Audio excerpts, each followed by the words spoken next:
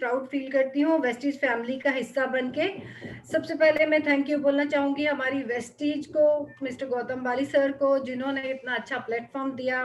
के बाद Neelima ma'am, Naina ma'am and Savita ma'am, आप सबके गाइडेंस एंड सपोर्ट से ही मैं ये सब कर पाई। और साथ ही मेरी बेस्ट, मेरी जो फेवरेट, मेरी डियर टीम, उन लोगों के सपोर्ट से ही मैं ये लेवल अचीव कर पाई। And I really wish and I dream कि मैं अपने सभी टीम मेंबर्स को भी इतने अच्छे सारे लेवल्स अचीव करा पाऊं और उन्हें उनके सपने अचीव पूरे करने में उनकी हेल्प कर पाऊं।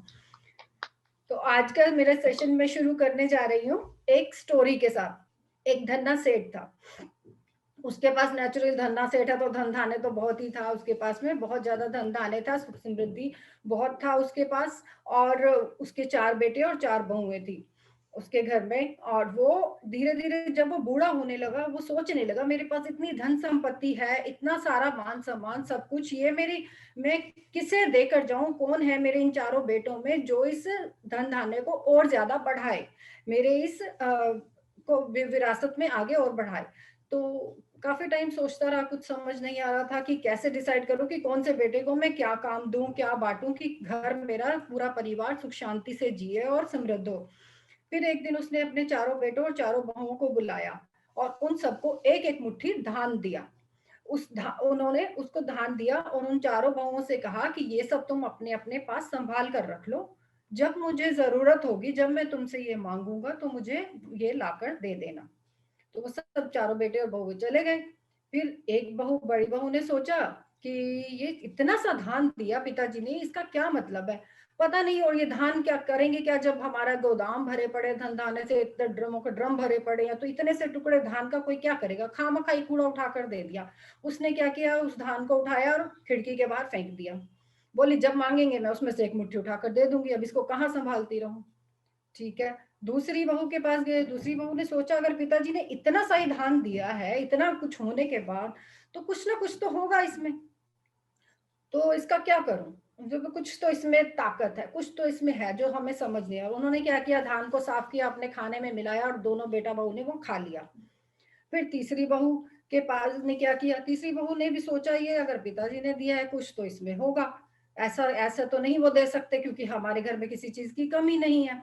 उसने क्या किया, एक वेलवेट का कपड़ा लिया, मलमल के कपड़े में उस धान को लपेटा, अपनी तिजोरी में रख दिया।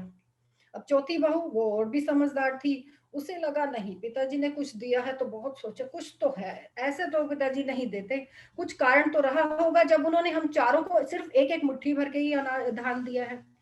उसने फिर बहुत देर सोचा, फिर उसके दिमाग में आया, उसने अपने संदेशवाहक को बुलाया और बोला ये धान मेरे पीहर में ले जाओ। साथ में एक चिट्ठी दे दी अपने पिताजी के लिए। वहां उसके पिताजी ने चिट्ठी पढ़ी, उसमें लिखा था पिताजी ये धान हमारे घर के पीछे जो खेत है उनमें अलग अलग क्यारियों में बो दो। उसके पिता ने सोचा इतना धान का ये क्या क्या करना चाहती है बेटी, लेकिन अब बेटी ने कहा है तो पिता को करना ही पड़ेगा। उन्होंने उस धान को बो दिया, सारी क्यारियों में बो दिया। अब साल बीता, 2 साल बीता, 3 साल बीता, 4 साल बीता। अब धान है, धान की फसल तो उगती रही, फिर लगा फिर उगी, फिर लगा फिर उगी, उधर वहां वो बढ़ता रहा।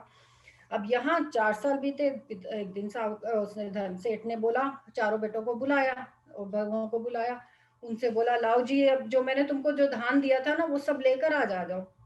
तो सारे बेटे बहुएं पहुंच गए वहां पर। अब बड़ी बहू से पूछा, बड़ी बहू धान वहां से निकाला और उठाकर ले आई, ये लो पिताजी। बोले ये वही धान है जो मैंने तुम्हें दिया था। तो से बहू बोली नहीं पिताजी, वो तो मैंने खिड़की के बाहर फेंक दिया, ये तो मैं वहां से लाई हूँ इतना उठा के गोदाम में से।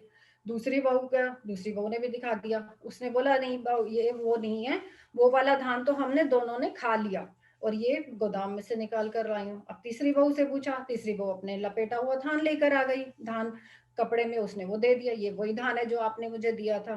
ठीक है, अब चौथी बहू की बारी आई। चौथी बहू से पूछा भाई धान कहाँ है, तुम धान दो। तो बोली पिताजी मेरे आपके वाले धान को मंगाने के लिए तो आपको कई सारे गाड़ियां मंगवानी पड़ेंगी। बोले ऐसा क्यों बहू, मैंने तो थोड़ा सा ही धान दिया था। बोले लेकिन पिताजी आपने जो धान दिया था ऐसे ऐसे वो मैंने अपने मायके में जाकर वहां पर खेतों में कर दिया, वो उग गया और वहां पर तो कई गुना फसल हो चुकी है धान की, तो अब कई गाड़ियां आएंगी तब जाकर आपके हिस्से का वो धान वापिस आ पाएगा।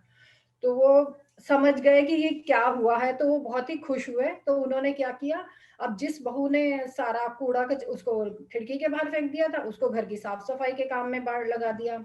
जो दूसरी बहू जिसने उस धान को खाना बना लिया था, तो उसको बोला कि तुम किचन सँभालो, तो तुम इसके लायक हो।